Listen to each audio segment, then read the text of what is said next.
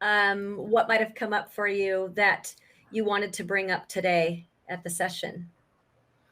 So, I actually got into an argument with a friend of mine a couple weeks ago, and I wouldn't even really call it an argument um, because I didn't really argue.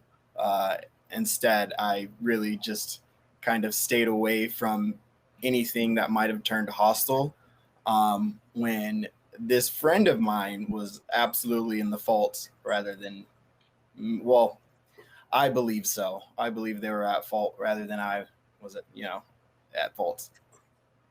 Okay.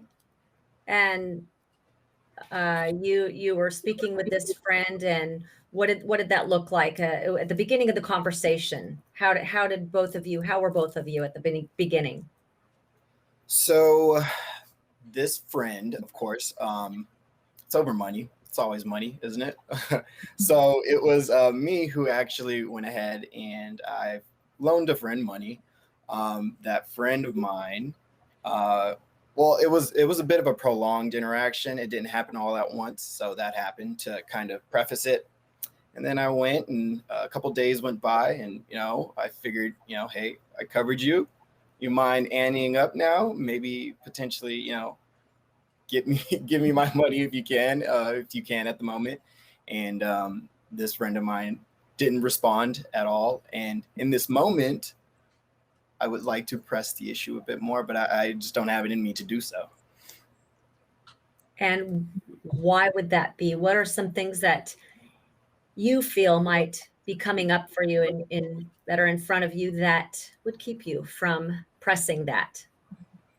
Um, Diminishing the friendship, uh, maybe coming off as altering my or his perception of who I am. I'm always laid back, relaxed, no worries. Jerome's okay with it. It's fine. So altering that perception of me, I think is something that's holding me back as well. Okay. So I hear you're saying you might find that you'd alter that friendship if you spoke up and asked for your money, Yeah. and that you just didn't want to rock the boat. Is that kind of Yeah, how I you mean, he's a felt? good friend of mine. He's a good friend, so I Okay. don't, I don't necessarily. There's a saying that I probably abide by too much. What is it? Along the lines of either you lose your money or you lose your friends, something like that.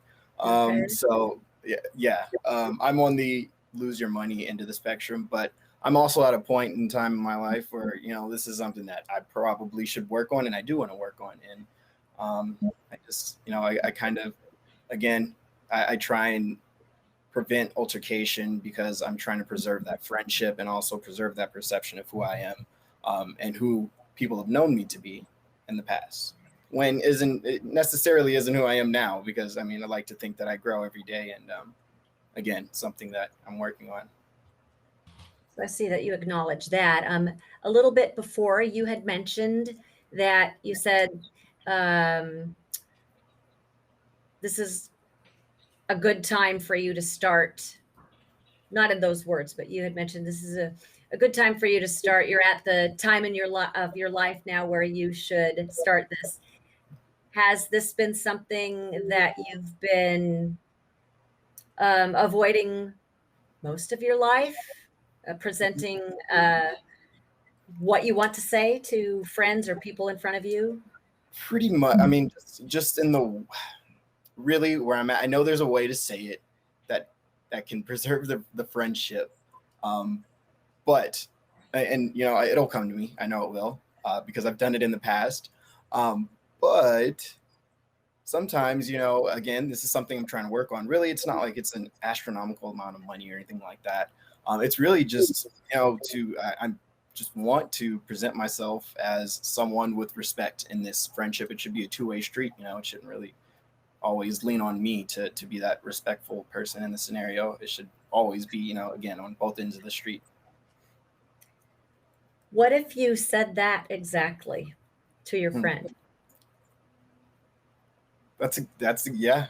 Uh, that would probably you probably gave me the right answer, or not the right answer, but yeah, the right answer, or I guess the right dialogue to give to my friend at this moment.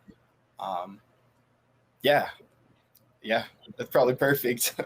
A sincere, non-confrontational sounding way to present your feelings, showing you value your friendship. And I wonder when we overthink